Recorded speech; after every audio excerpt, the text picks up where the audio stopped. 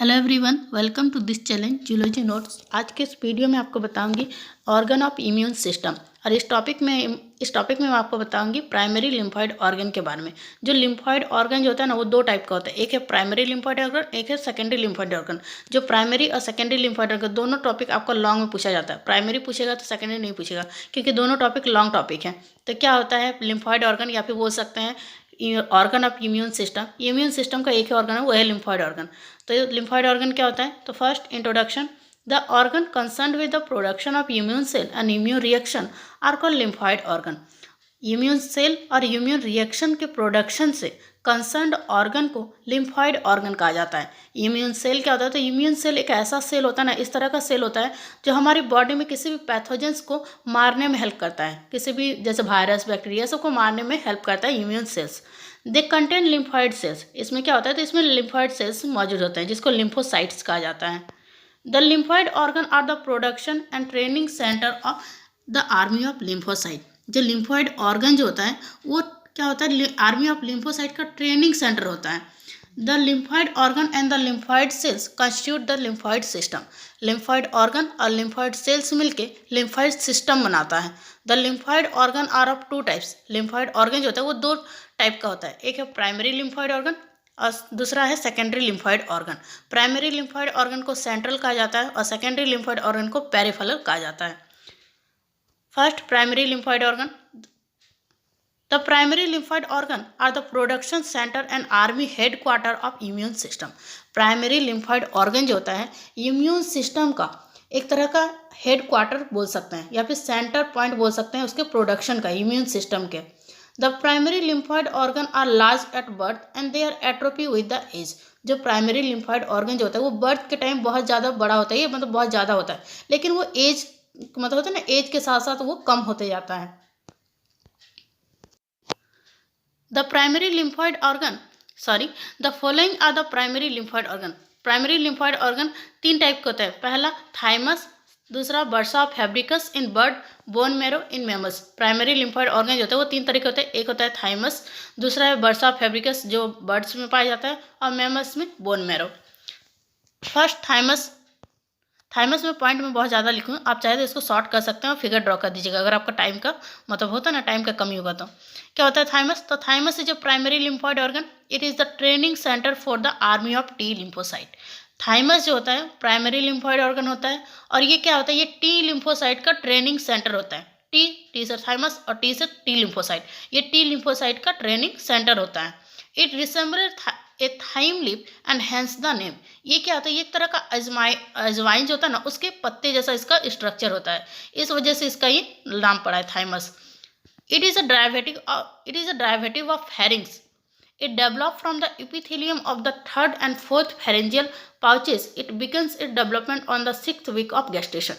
ये जो होता है ये फेरिंग से निकलता है, मतलब अगर ये जो होता है ना फेरिंग से ये डेवलप होता है। और ये क्या होता है? तो कि फेरेंजियल पाउचेस के थर्ड और फोर्थ इपिथेलियम में ये पाया जाता है। और ये स्टार्ट अगर इसका डेवलपमेंट अगर शुरू होता है तो ये 6 वीक गेस्टेशन का जो 6th वीक होता है ना, वहाँ उसी टाइम ये डेवलप करना शुरू हो जाता है। At the time of birth it weight about 15 to 20 gram and it increases in size after birth. इसका जो होता है ना, बर्थ के टाइम इसका वेट कम से कम 15 से 20 ग्राम तक होता है, लेकिन जब ये बर्थ के बाद ये इंक्रीज हो जाता है। It reaches about 40 gram in weight by poverty. ये एक तरह का पोवर्टी में जाते जाते इसका वेट जो होता है 40 ग्राम तक हो जाता है। And therefore it slowly atrophies. फिर ये धीरे धीरे क्या होता है? इसका घटते जाता है वजन। In the adult, it is really very hard to distinguish it from the fat in which it is normally embedded. ये जो होता है ना, ये एडल्ट स्टेज में बहुत ही मुश्किल होता है फैट से इसको अलग करना, और ये लेकिन ये फिर धीरे धीरे ये मजबूती से ये बैठ जाता है। उसके बाद आपको ये फिगर ड्रॉ करना है कि मैन में क्या होता है, थाइमस कहाँ पे पाया जाता है, और चिकन में कहाँ पे पाया जाता है, मतलब बर्ड्स में कहाँ पे पाया जाता है। In humans, the hymen consists of two oval lobes just behind the top of the sternum below the thyroid gland. Humans में जो होता है, ह्यूमन बींग में थाइमस जो होता है एक तरह का 2 ओवल शेप में पाया जाता है, और ये कहाँ पे मौजूद होता है? ये स्टर्नम के टॉप के ठीक पीछे ये मौजूद रहता है, और थायराइड ग्लैंड के नीचे। In birds it is made of 7 lobes on each side of the neck. ये जो होता है बर्ड्स में, पक्षी में क्या होता है, ये 7 लोब्स का बना हुआ होता है और नेक के साइड्स में ये मौजूद होता है। The thymus is covered by fibrous capsule, it is formed of 2 lobes. Thymus जो होता है वो फाइब्रस कैप्सूल से घिरा हुआ होता है और ये क्या होता है, ये बना हुआ होता है 2 लोब्स का। Each lobes of thymus is organized into lobules which is separated from another by septa is called tuberculi। हर एक लोब्स जो होता है थाइमस का वो लोब्यूल्स का बना होता है और एक दूसरे से अगर वो अलग होता है तो वो सेप्टा के द्वारा अलग होता है, जिसको ट्रेबिक्यूले कहा जाता है। TRABECULAE। Within each lobule the cells are arranged into an outer cortex and an inner medulla. हर एक लॉब्यूल में क्या होता है, सेल्स जो होते हैं वो अरेंज होते हैं आउटर कॉर्टेक्स में और इनर मेडुला में। The cortex is tightly packed with proliferating immature lymphocyte. Cortex जो होता है वो बहुत ही टाइटली पैक होता है प्रोलिफेरेटिंग इमेच्योर लिम्फोसाइट के साथ।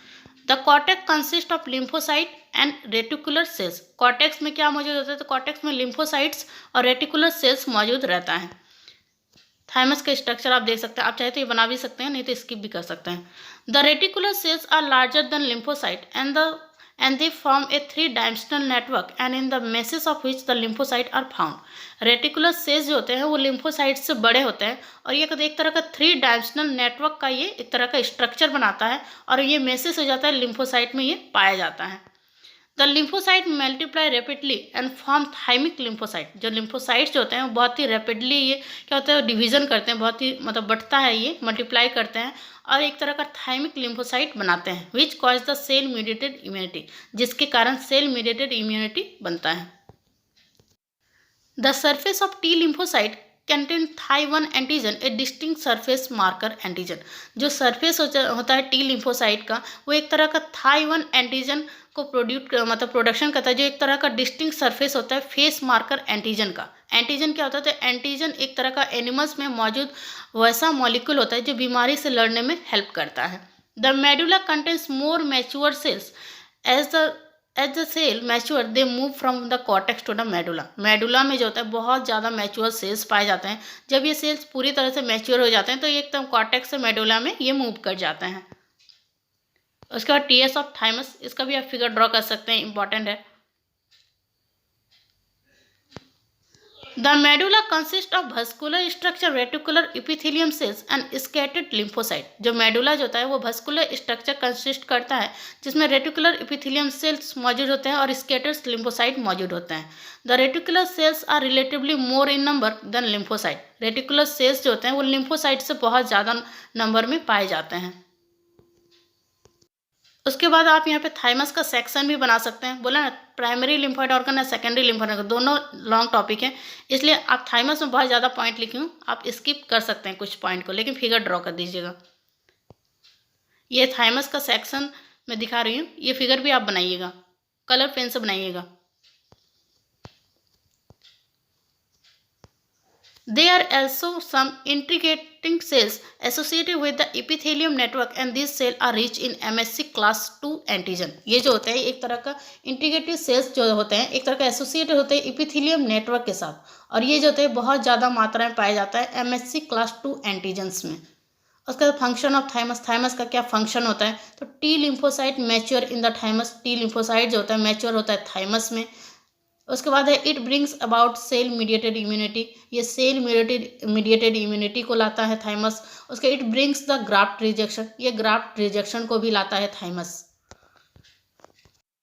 उसके बाद बर्सा ऑफ फैब्रिकस, ये क्या होता है, तो bursa of Fabricius is a primary lymphoid organ in birds. Birds में पाया जाने वाला ये प्राइमरी लिम्फॉइड ऑर्गन होता है bursa of Fabricius. It is the training centre for the army of B lymphocyte. जैसा कि बर्सा ऑफ फैब्रिकस बी से स्टार्टिंग है, इसीलिए ये किसका ट्रेनिंग सेंटर है, तो ये बी लिम्फोसाइट का ट्रेनिंग सेंटर होता है। In birds B cell develop from the stem cell present in the yolk sac, liver and bone marrow. B cell जो होता है बर्ड में ये डेवलप होता है स्टेम सेल से। स्टेम सेल कहाँ मौजूद होता है, तो यॉक सेक में मौजूद होता है, लिवर और बोन मैरो, इससे ये डेवलप होता है। Then the primordial B cell migrate to the bursa and mature in B cell. जो ये उसके बाद क्या होता है, प्रीमोडियल बी सेल जो होता है वो माइग्रेट करके जाके बर्सा और मैच्योर बी सेल्स में बदल जाता है। उसके बाद आपको यहाँ पे ये फिगर ड्रॉ करना है बर्सा ऑफ फैब्रिकस का।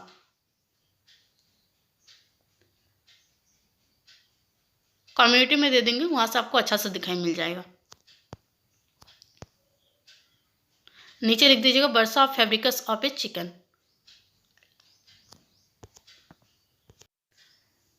It is a sac like lymphoepithelium structure. ये जो होता है एक तरह का सैक लाइक लिम्फोइपिथेलियल स्ट्रक्चर में पाया जाता है। It is attach to the dorsal side of the cloaca in birds. ये अटैच होता है बर्ड्स के कोलिका के डॉर्सल साइड्स में। This organ was first described in 1621 by Fabricius an Italian anatomist and hence this name. इसका bursa of Fabricius नाम इसीलिए पड़ा क्योंकि इस ऑर्गन को डेवलप, इस ऑर्गन का फर्स्ट डिस्क्राइब अगर मतलब होता है ना, इस ऑर्गन को सबसे पहले अगर बताया था तो ये फैब्रिकस नामक साइंटिस्ट ने बताया था, जो एक इटालियन एंटोमिस्ट है। एंटोमिस्ट का मतलब होता है जो बॉडी के स्ट्रक्चर में विशेषज्ञ होते हैं, उनको एंटोमिस्ट कहा जाता है। और ये 1621 में इस ऑर्गन का खोज किए थे, इस वजह से इसका ये नाम पड़ा है। It originate from the hindgut epithelium of the chick embryo. ये ओरिजिनेट हुआ है चीक एम्ब्रायो के इपिथेलियम हाइंडगट से। फंक्शन ऑफ बर्सा, बर्सा का फंक्शन क्या होता है? तो B lymphocyte mature in the bursa. B lymphocyte जो होता है वो बनता है बर्सा में। It brings about humoral immunity, ये लाता है ह्यूमरल इम्यूनिटी को। उसके बाद थर्ड है बोन मैरो। बोन मैरो क्या होता है? तो bone marrow is a primary lymphoid organ. It is a soft tissue located with in the cavities of bones. Bone marrow जो होता है प्राइमरी लिम्फॉइड ऑर्गन होता है और ये बहुत ही मुलायम टिश्यू होता है। टिश्यू क्या होता है? तो ग्रुप ऑफ सेल्स को टिश्यू कहा जाता है और ये बहुत ही सॉफ्ट टिश्यू होता है जो मौजूद होता है बोन्स के कैविटी में। Bone marrow is the production centre for the army of all lymphocyte, is the training centre for B lymphocyte. Bone marrow जो होता है प्रोडक्शन सेंटर होता है जितने भी लिम्फोसाइट होता है उसका, और एक तरह का ट्रेनिंग सेंटर होता है बी लिम्फोसाइट का। उसके बाद आपको यहाँ फिगर ड्रॉ करना है। ए बोन कंटेनिंग बोन मैरो, कैसे एक बोन जो होता है बोन मैरो को कंटेन करके रखता है। जितने ये 3 टाइप है ये आपको शॉर्ट नोट में पूछा जा सकता है, इसलिए पढ़ लीजिएगा। एटलीस्ट नॉलेज रखिएगा कि ये तीनों होता क्या है, thymus, bursa Fabricius, bone marrow, ये सब आपका शॉर्ट नोट में पूछ सकते हैं। शॉर्ट नोट में ना भी आए तो प्राइमरी लिम्फॉइड ऑर्गन आ जाए तो उसमें भी आप लिख सकते हैं। It has a total weight of about 3 kg in an average human adult. एक एवरेज ह्यूमन एडल्ट में इसका वेट कम से कम 3 किलो तक का होता है। बोन मैरो इज ए की component of lymphatic system producing lymphocyte that support the body immune system. Bone marrow जो होता है एक तरह का की कंपोनेंट होता है, बहुत ही इंपॉर्टेंट कंपोनेंट होता है लिम्फेटिक सिस्टम का, जो प्रोड्यूस करता है लिम्फोसाइट्स को, मतलब लिम्फॉइड सेल्स को ये प्रोड्यूस करता है और ये सपोर्ट करता है बॉडी इम्यून सिस्टम को। These are 3 types of bone marrow tissue. जो बोन मैरो जो होता है वो 3 तरह का होता है, मतलब बोन मैरो में 3 तरह का टिश्यू पाया जाता है, रेड मैरो, येलो मैरो और स्टोरोमा। ये क्या होता है? फर्स्ट रेड मैरो क्या होता है? तो red marrow is called medulla ossium rubra. क्या होता है? बोन मैरो को मेडुला ओसियम रूब्रा भी कहा जाता है।